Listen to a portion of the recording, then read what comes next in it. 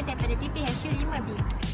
Assalamualaikum wabarakatuh. Nama saya Fazlin Iriana binti Majid, PPHU 5B, nombor matrik DHU 2018-23-156. Assalamualaikum warahmatullahi wabarakatuh. Nama saya Wan Husna binti Wan Kamal Zaman daripada DPHU kelas 5B.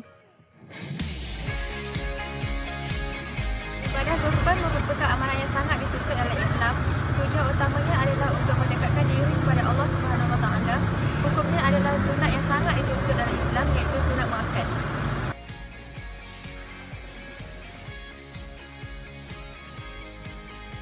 Sabda Rasulullah SAW bermaksud, aku diperintahkan agar menyembelih kurban dan ia sunat bagi kamu. Riwayat Tirmizi.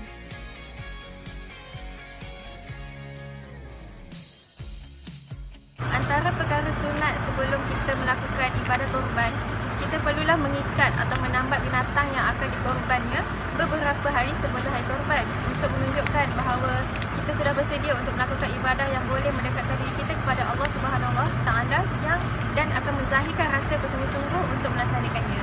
Seterusnya, kita disunatkan untuk memberi makanan kepada haiwan kurban tersebut sebelum disembelih. Ini menunjukkan belas kasihan dan penghormatan terakhir kita kepada haiwan tersebut. Perkara sunat dalam melaksanakan ibadah korban adalah memilih haiwan yang baik.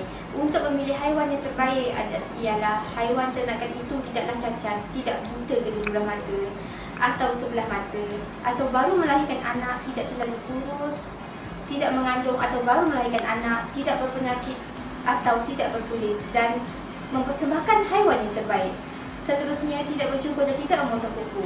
Hal ini berpandukan hadis seperti Ummu Salamah radhiyallahu anha bahawa beliau mendengar Rasulullah SAW bersabda, maksudnya barang siapa yang mempunyai binatang korban yang disembelih, maka apabila terlihatnya anak bulan Zulhijjah, janganlah dia mengambil satu apapun daripada rambutnya maupun kukunya sehingga dia selesai berkorban.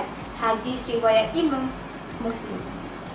Memastikan haiwan tersebut tidak memakan makanan yang syubhah.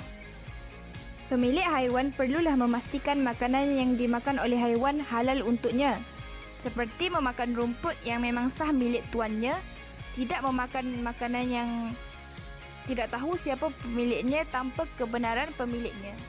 Meletakkan tanda dan menutup tubuh haiwan. Meletakkan tanda pada tali agar dapat membezakan giliran haiwan yang akan disembelih. Kita juga disunatkan menutup tubuh haiwan sebagai tanda kita menghormati haiwan yang hendak dikorbankan.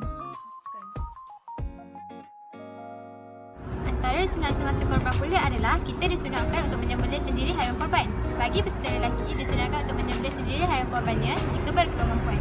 Hal ini berdasarkan perbuatan Nabi Muhammad SAW, di mana baginda sendiri menumbangkan 100 ekor unta dan menyembelih 63 ekor daripadanya. Selebihnya itu diserahkan kepada Sayyidina Ali radhiyallahu anhu untuk menyelesaikannya. Seterusnya, membaca bismillah ketika menyembelih. Kita disunatkan untuk memulakan sesuatu perkara dengan bismillah agar mendapat keberkatan dan keridaan dari Allah Subhanahu Wa Taala.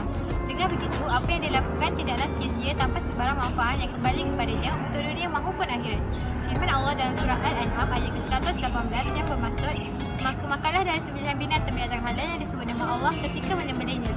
Itu disunatkan bagi orang yang menyembelih untuk berselawat ke atas Nabi. Hal ini kerana terdapat banyak manfaat sekiranya kita berselawat. Antara kelebihannya adalah mendapat syafaat daripada Nabi Muhammad SAW pada hari akhirat serta mendapat 10 kali ganda pahala.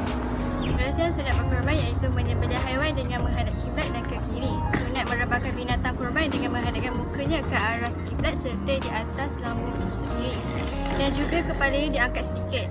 Dikala merebahkan binatang itu, disunatkan membaca Rabbana taqabbal minna innaka antas samiul alim. Sunat korban yang terakhir iaitu menunggu haiwan penyembelihan benar-benar mati sebelum dilampah dan juga memastikan darah daripada lembu keluar terlebih dahulu.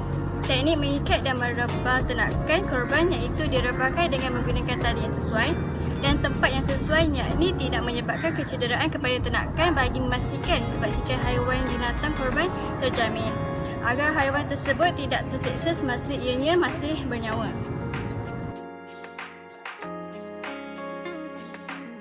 Kesimpulannya ialah ibadah korban adalah ibadah yang amat digalakkan untuk dilakukan oleh umat Islam. Semoga Allah Subhanahu Wa Taala memberi kita kekuatan dan petunjuk dalam melaksanakan ibadah-ibadah ketaatan kepada Allah Subhanahu Wa Taala dan seterusnya, melayakkan kita untuk mendapatkan syurga firdaus yang sangat tinggi di akhirat.